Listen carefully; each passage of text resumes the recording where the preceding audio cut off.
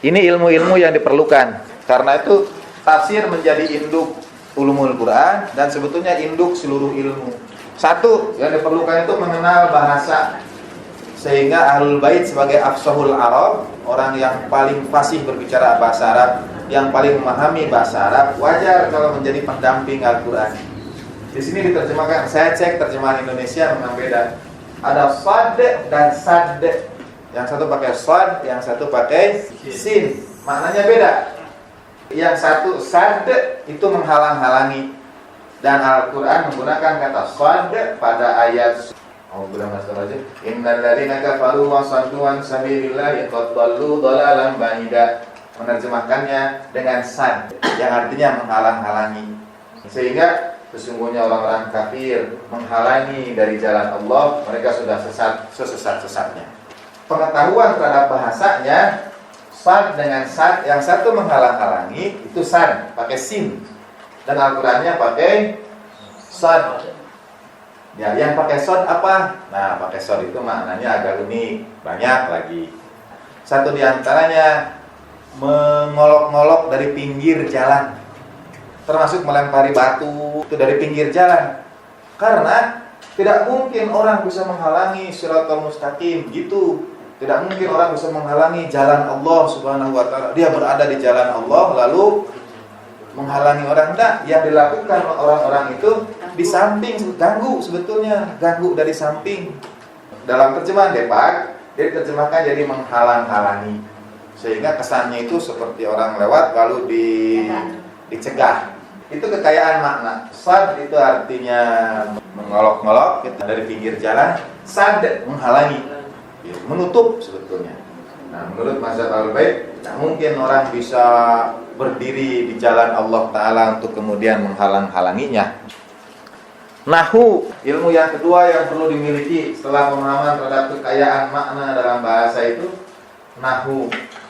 Contoh tentang ghaira, ghairi atau ghairu, itu maknanya bisa berbeda. Yang kedua, tasrif, perubahan kata, sorofnya itu. Untuk kata sadda, itu fi'il mudhari'nya ada dua. Ada yasuddu dengan dhammah, ada yasiddu dengan kasroh. Dan maknanya berbeda. Yang satu yasuddu, yang satu yasiddu. Itu maknanya berbeda. Bentuk madinya sama, sadda, tapi bentuk mudhari'nya ada dua. Ada yasuddu, ada yasiddu. Yang satu mengolok-olok tadi, yang satu melempar. Jadi yang satu cuma bicara aja, yang satu lempar pakai batu. Dalam ayat yang di atas tadi, sondunya pakai fi'il madi. Jadi tidak ketahuan itu yang dimaksud dalam Al-Quran itu pakai fi'il madi, apakah soda yang yasuddu atau soda yang yasiddu, karena yang ada fi'il madinya aja. Tidak ketahuan fi'il mudhari'nya masuk yang mana. Itu aja menunjukkan, sekali lagi kita harus merujuk pada orang yang paling tahu Al-Quran. Nanti kalau ditanya ini aja, tanya ini aja. Ini sodu yang di sini ini yang fi'il mudhari'nya yang mana? Yang yasuddu atau yang yasiddu? Fi'il mudhari' itu present tense. Sodanya past tense-nya. Bentuk present tense dari soda ini ada dua. Ada yasuddu dan ada yasiddu. Kita sudah pasti tidak tahu Al-Quran, karena untuk satu ayat ini aja kita tidak akan bisa jawab. Apa fi'il mudhari' dari soda pada surat An-Nisa 167? Tidak bisa jawab kita. Perubahan-perubahan kata itu, dari fataha jadi miftah, jadi maftuh, jadi mafatih, jadi mufattih, jadi fattah, dan lain seterusnya. Itu istiqoq, derivasi. Ini kata masih, ini dari akar kata siyaha, sinyaha, atau dari akar kata masaha, masih, mim sin ya ha. Akar katanya itu sin ya ha, atau akar katanya mim sin ha, dan maknanya beda.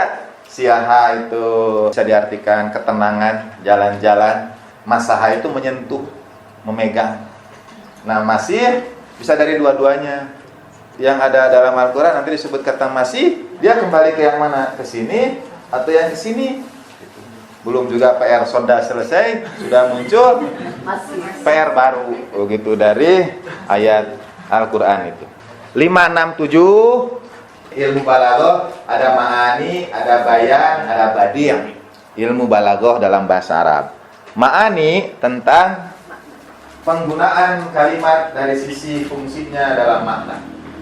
Bayan, penggunaan kalimat untuk menunjukkan perbedaan dan apa-apa yang tersembunyi, kemudian menunjukkan penjelasan. Itu bayan. Ma'ani penggunaannya dalam keragaman makna. Bayan menunjukkan kekuatan kata itu pada posisi makna yang dimaksud. Badi, keindahan kata itu.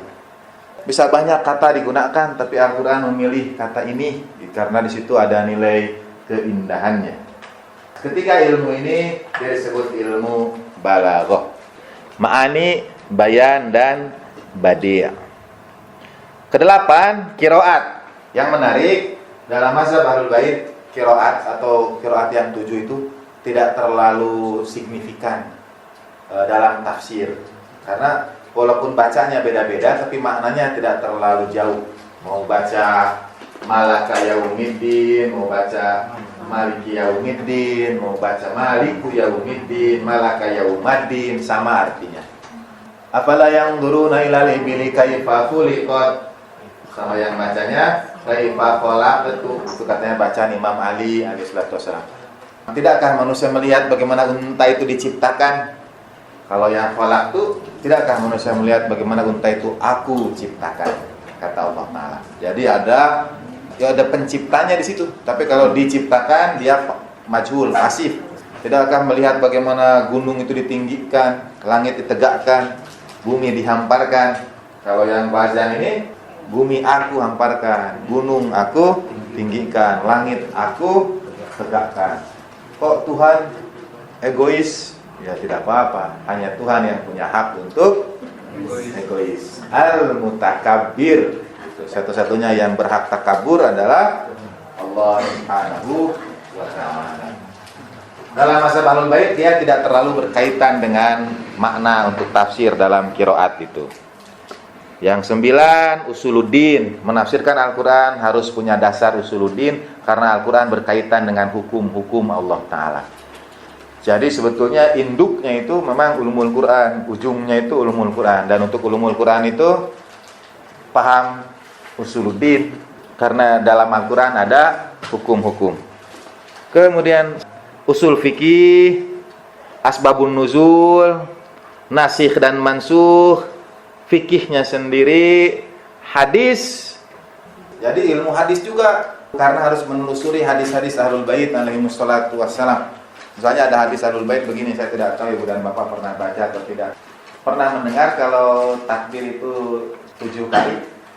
Takbiratul ihram. Antara takbiratul ihram sampai baca Al-Fatihah itu ada 7 takbir dalam mazhab Ahlul Bait. Pernah mendengar? Itu hadisnya menurut saya agak bertentangan. Jadi hadisnya itu Nabi SAW membimbing Imam Husain alaihissalam untuk sholat sampai bacaan takbirnya itu benar pisan begitulah. Tapi 7 kali. Jadi begitu takbir diulang lagi oleh baginda Nabi SAW. Imam Husain masih kecil. Imam Husain pun takbir lagi. Saya agak kurang dapat menerima hadis itu. Tapi intinya kita harus pelajari ilmu hadisnya. Jadi dari sisi matannya, sanadnya kita harus tahu. Karena menurut saya Imam Husain sampai 7 kali begitu. Tidak tahu lah, subjektif sih. Tapi ada di Biharul Anwar hadis itu. Dan sebagai catatan, hadis-hadis Ahlul Bait atau hadis-hadis mazhab Ahlul Bait tidak semuanya diyakini sahih gitu. Jadi harus tunduk pada kaidah ilmu hadis, kaidah Al-Qur'an. Kalau bertentangan ya tidak diterima gitu. Nah, sehingga ada yang mengambil itu sebagai hadis fadilah, hadis ya kebaikan. Jadi ya tidak apa-apa mentakbir. Malah ada bacaan di antara takbirnya itu. Sebelum Al-Fatihah itu ada doa supaya tidak nanti menyebar takbirnya orang Syiah katanya 7 kali. Sebetulnya 1 takbir. Cuma ada hadis dalam Biharul Anwar yang cerita tentang Nabi SAW mengajarkan takbir pada Imam Husain alaihissalam fikih, usul, nasi mansu, asbabun nuzul, hadis. Yang 15 ini ilmu mauhibat. Ilmu mauhibat itu kita sebut ilmu laduni atau ilmu huduri. Jadi selain ilmu itu, penafsir Al-Quran haruslah menjaga kesucian dirinya. Ia harus menyempurnakan dirinya, harus membersihkan hatinya. Ini ilmu yang Allah Ta'ala berikan pada dia. Selain ilmu yang, atau dalam bahasa saya, 15 ini penggunaan ilmu yang 14 itu. Punya ilmu yang 14, tapi cara menggunakannya bagaimana?